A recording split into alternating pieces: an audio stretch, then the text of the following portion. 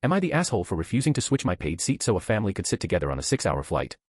I booked my flight almost 4 months ago and paid extra, about $65, to get an aisle seat near the front because I have bad knees and need to get up and stretch every hour or so on longer flights, plus getting off quickly for a connection matters to me. I always check in early specifically to lock in that seat. I boarded, got settled, and about 10 minutes later a woman came down the aisle with 2 young kids, maybe 6 and 8 years old, looking stressed.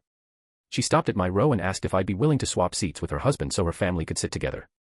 Her seat was a middle seat 2 rows back, and her husband was somewhere in the back of the plane, a middle seat as well from what she said. I told her I was sorry but I specifically paid extra for this seat because of a knee issue and needed the aisle access. She said, "It's just a seat, does it really matter that much?" And I explained again it wasn't just about preference, it's medical, plus I'd paid extra specifically for it.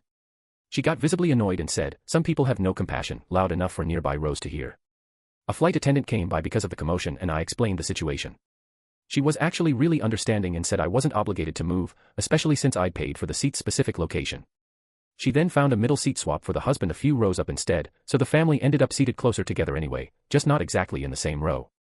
The woman was still annoyed, made a comment about how, if I actually needed the seat that badly I should have mentioned it up front, which felt unfair since I don't think I owe a stranger my medical history before they even ask me for anything.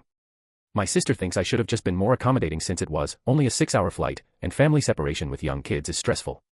I get that, genuinely, but I also paid extra for a specific seat for a specific reason and I don't think that makes me obligated to give it up just because someone else didn't plan their seating in advance.